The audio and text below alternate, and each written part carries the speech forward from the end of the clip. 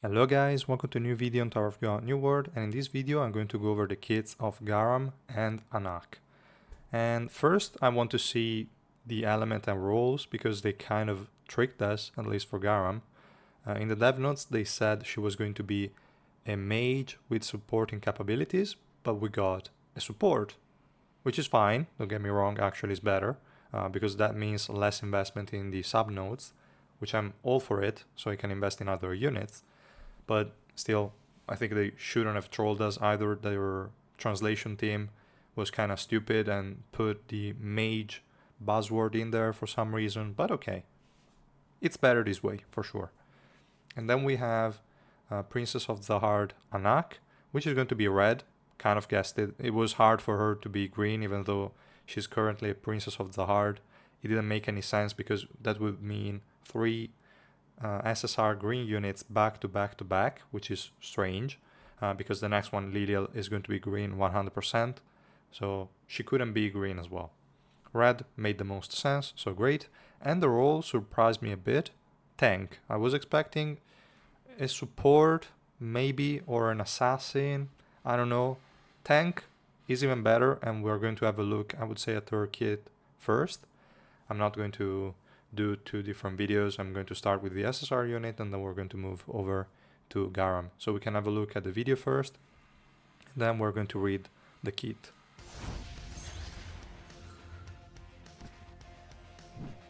Yeah, I'm not going to make it bigger because I mean you can just have a look at it on your own on YouTube, I would say, but we'll just leave it like this as a format because it would mess up too many things. So she has a link to another unit.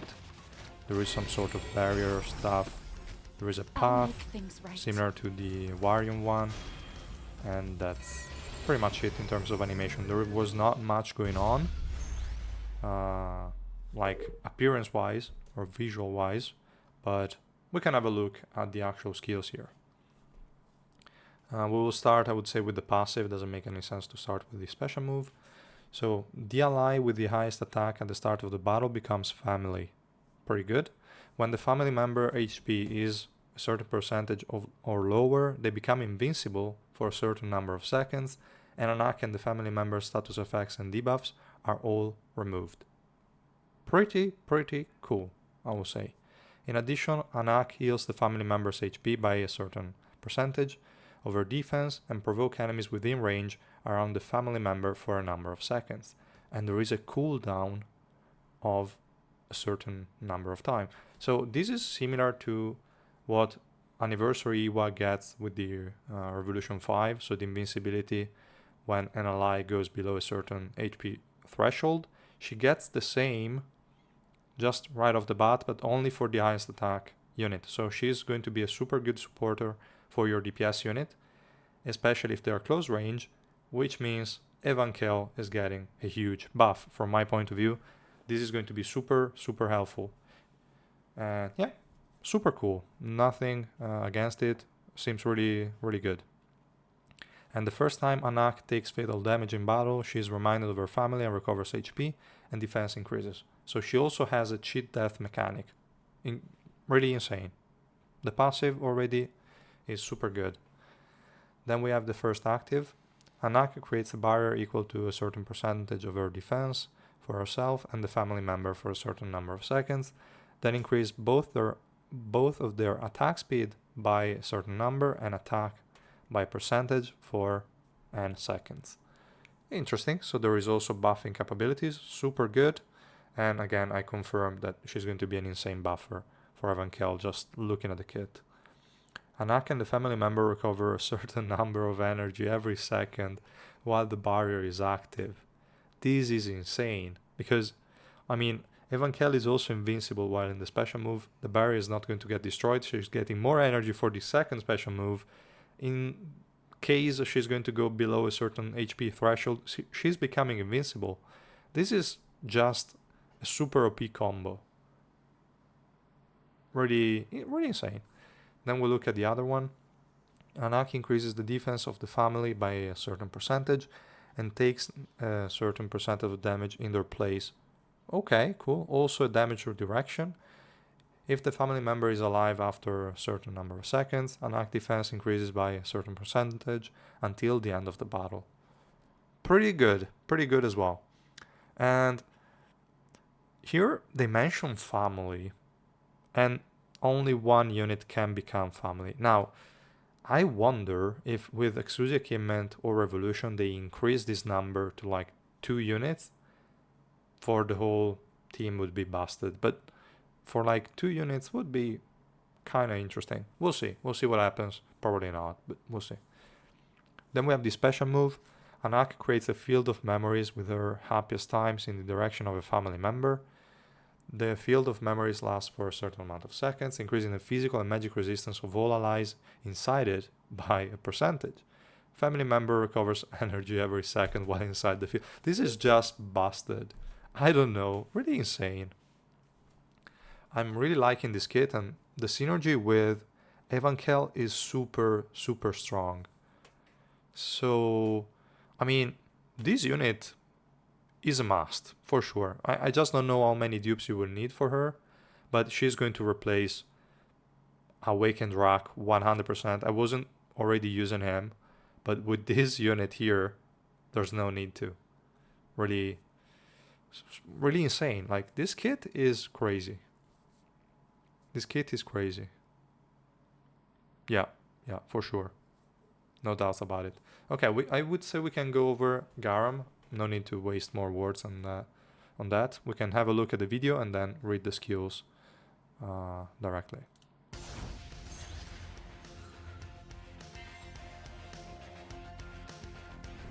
Okay, we have Garam with the bell, as usual.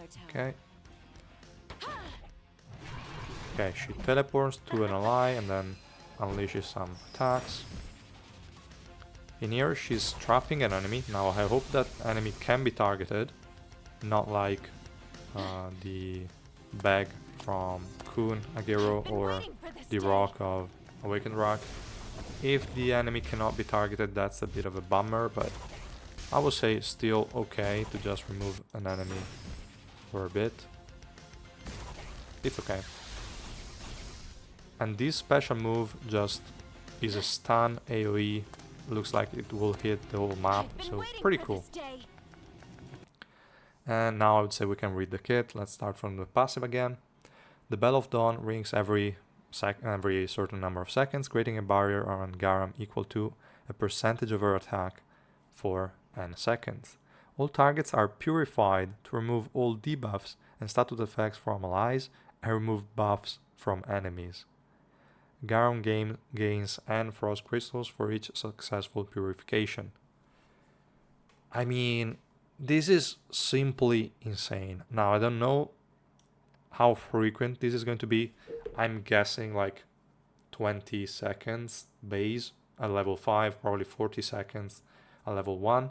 That would be pretty bad for people that are not investing in her, but okay. So I'm guessing 40 seconds. With 20 seconds being at level 5, and then probably they're going to add, like they did for example for Escanor, something in the exclusive equipment that will bring it down to 10 seconds. I think every 10 seconds this is really huge, but not too busted, maybe. I don't know, we'll see. I hope they add it not in the exclusive equipment but in the revolution, so that enemies in adventure won't have it as frequent. But this is stupid insane, and I'm really scared of facing her in adventure already, but we'll see. And also we'll see what the use of this frost crystal is. Now the first active is that ancient cloth that we saw. She's going to wrap the enemy with the highest attack and bind them for a certain number of seconds. Unfortunately, I fear that unit is not going to be targetable, but we'll see. When the enemy is freed from the bind, they take percentage of Garam's attack as damage and they're knocked down for a certain amount of seconds. And then Garam is going to gain frost crystals. And this skill only activates when there are a certain number of enemies. So yeah, it's going to be the same as the Stone Prison or the bag attack for Kunagero. Then we have the other active skill that was the first one that was shown. Garam becomes immune to status effects and teleports behind the ally with the highest attack, other than summoned beings, then unleashes a certain number of sword aura, and finally returns to her starting position. When a sword aura makes contact with an ally, they recover energy. Cool. When making contact with an enemy, it deals percentage of Garam's attack's damage and decreases the target defense by a percentage for a certain number of seconds. Pretty cool. So we have a defense shred as well. And then she's going to get frost crystals for each enemy hit. Like, she has a lot of ways to gain these frost crystals, so probably the number of stacks is going to be quite high, but there is still nothing to consume them because that is going to be here in the special move. Garam is going to become invisible. Doesn't say concealed, but don't even think of running Upgrund, guys. I think that would be dumb, so don't do it. But still, okay, whatever. She becomes invincible, teleports behind all allies, okay, so to the back of the team, then releases a ray of light to deal percentage of her attack as damage to all enemies and stun them for a certain number of seconds. Pretty good. She then increases all allies' physical and magic resistance by a percentage and special move peers by a percentage for n seconds. This is nuts. Special move peers, though it doesn't really matter that much in blue, because Kaiser's special move doesn't matter. Maybe with Urek, but you don't care too much. I don't know. Could work, but I don't really see that much value in the blue team for these special move peers for now. We'll see in the future. It's helpful with data machine. Yeah, but that's about it. We'll see, guys. Definitely interesting. There are a lot of, like, you're not forced to play her in the blue team, obviously. So there is a lot of use for this. Looks pretty good. Looks pretty good already. And finally, Garam uses up all of her frost crystals to increase all allies' physical and magic resistance by a percentage and special move peers by another percentage for each frost crystal. Now, I'm guessing the duration is the same as these n seconds, because the way it's worded here doesn't specify it, but I'm guessing it's just additional to the one she already provides. So my guess would be probably 20% of physical and magic resistance and 20% special move peers could be, and then double that with the frost crystal stacks. That's my guess, but obviously I have no clue. And we'll have to wait tomorrow to see, but both of these units look absolutely insane. Really, really dumb. So, love them. And yeah, tomorrow I will be streaming. I believe, again, as I said, from 1 p.m. Central European Summer Time to, I don't know, probably 5 p.m., 5:30 p.m. We'll see.